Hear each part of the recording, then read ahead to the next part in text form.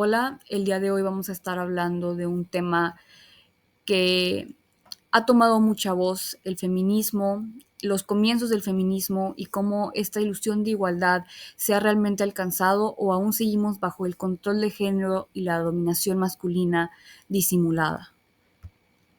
Y para comenzar, quiero indagar en un concepto no muy conocido, la emancipación femenina, que es conocido como este proceso histórico, un proceso social por el cual las mujeres han luchado y se ha logrado una igualdad de derechos y oportunidades contra los hombres.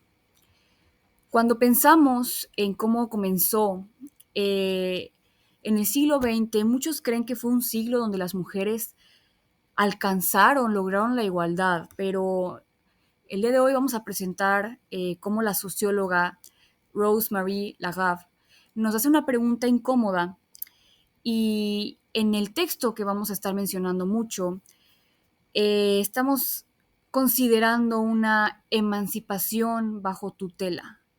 Esto quiere decir, ¿realmente fue una igualdad completa? Bueno, más que nada vamos a mostrar cómo es que fue una igualdad parcial. Las mujeres sí avanzaron, de eso no hay duda, pero se logró a través de un sistema que seguía controlado por los hombres y se mantuvieron ciertos sistemas para aún controlar esta igualdad de género. También quiero presentar la tesis de este videoensayo, que es como la autora no solo demuestra cómo la sociedad del siglo XX mantuvo una dominación masculina a través de estos mecanismos disimulados, sino que también nos invita a cuestionar la verdadera naturaleza de esta emancipación que se operó. Y bueno, para comprender cómo es que hemos avanzado poco a poco dentro de esta lucha histórica, eh, hace ya más de 100 años, en 1880, por primera vez se tuvo la apertura de poder ingresar a niñas de secundaria a la educación. La educación femenina se organizaba de manera separada en estudios diferentes. Existe este discurso del director del Colegio de Jones Fields. Se pronuncia un discurso que predice una rivalidad entre hombres y mujeres. Y la autora indaga cómo no hubo una competencia real, porque las mujeres no tenían las mismas herramientas que los hombres, no tenían las mismas oportunidades. El sistema ya estaba preparado para mantenerlas en una posición subordinada. En 1939, cuando comienza la Segunda Guerra Mundial, pues muchas mujeres entraron al mercado laboral en los sectores que antes ocupaban los hombres. Los hombres estaban luchando en la guerra y pues las mujeres se tuvieron que hacer cargo de que la economía no colapsara. A lo largo del siglo hubo una participación creciente posterior a esta guerra en sectores como la educación, la enfermería, incluso el trabajo social. Pero este fenómeno no rompió la desigualdad, sino que refuerza este concepto y distribuye a las mujeres en sectores considerados gentiles, naturales. Para ellas, seguirlas manteniendo alejadas de un espacio o de un poder o de la oportunidad de crecer. Entonces vemos cómo posterior a la Segunda Guerra Mundial sucede esto. Y en 1975, también lo menciona la autora, que se declara como el Año Internacional de la Mujer porque hubo todos estos avances, pero pues realmente no hubo un avance significativo. Seguíamos en esa burbuja. Y bueno, a lo largo del siglo XX, como ya se mencionó, hubo esta feminización de las profesiones. Y bueno, también haciendo mención a algunas de las contradicciones históricas que se fueron desarrollando bajo esta lucha. El orden social ya dictaminaba cómo los hombres y las mujeres son distribuidos en esferas distintas, tanto en educación como el trabajo, y esto hace que se siga perpetuando una segregación de género. el fin de organizar esta competencia entre sexos era totalmente disimulada y más bien era una competencia de mujeres contra mujeres. Y pues esto también disfrazado un poco de eufemismos de violencia, alimentando aún más esta diferencia de género y cómo se me hace muy interesante una parte del texto cuando la autora muestra que mucha gente no estaba del todo de acuerdo con estos pensamientos de la época. Había muchos discursos contradictorios.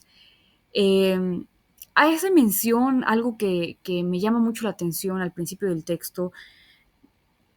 Toma esta frase que dice, para rivalizar hay que tener al menos alguna probabilidad de ganar y combatir con las mismas armas. Esto se refiere a que tenga la igualdad de oportunidades dentro de estos dos géneros. Y pues sí, por un lado se hablaba de esta igualdad, pero por otro igual había algunas mujeres que repetían ideas que reforzaban la desigualdad y esto solamente demuestra cómo realmente se perpetuó este discurso a lo largo del tiempo, de forma no solamente social, sino también normalizando. Esto es una muestra totalmente de que el machismo no únicamente venía de los hombres, sino también de ideologías ya suplantadas entre las mujeres. Eh, Estas ideas se repetían y hago mención aquí en un organismo que pues claro que toma un protagonismo dentro de esta lucha y es la iglesia. La iglesia de alguna forma alimenta esta política profamiliar donde el blanco es las mujeres, el trabajo de las mujeres, sobre todo de las mujeres casadas. De ahí viene el origen de todos estos males, así lo menciona la autora, el descenso de la tasa de natalidad, la dispersión familiar, la mortalidad infantil, y también como una degeneración de costumbres, donde pues ahora el papá tiene que también tener un rol en la educación de los hijos. Y pues esto haciendo la brecha aún más grande,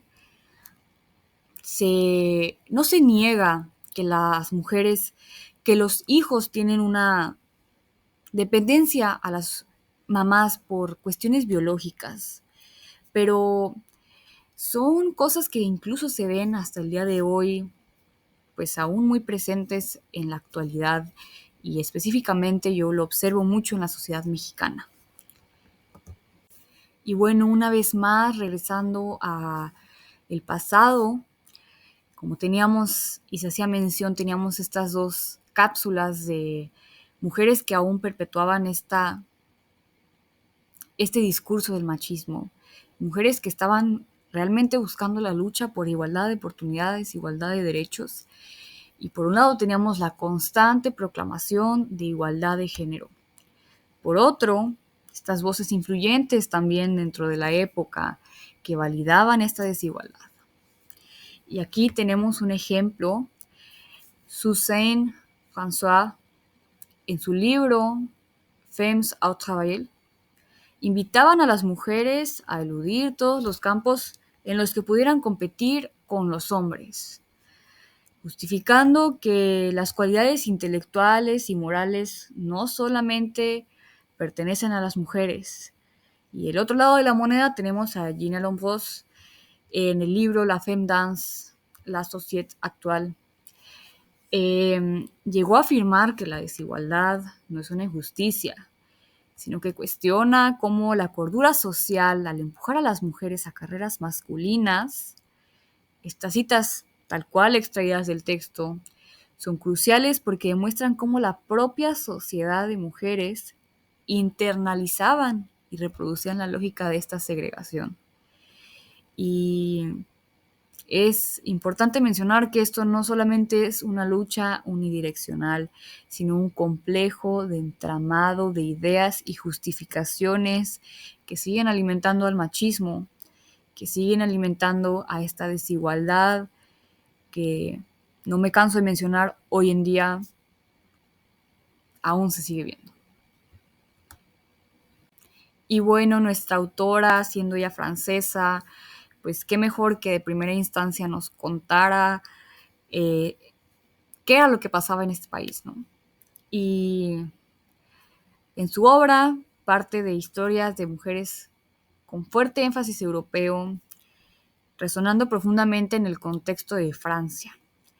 Históricamente se sabe que la educación de las mujeres en Francia, especialmente en el siglo XIX y a principios del siglo XX, estaba fuertemente orientada a estos roles domésticos, maternales o a estos profesionales femeninos, como lo era pues la enseñanza, la enfermería, y bueno, aunque las leyes dentro de, como ya se mencionó, en 1880, las niñas ya podían ir a tomar sus estudios secundarios, se abrieron liceos únicamente para chicas.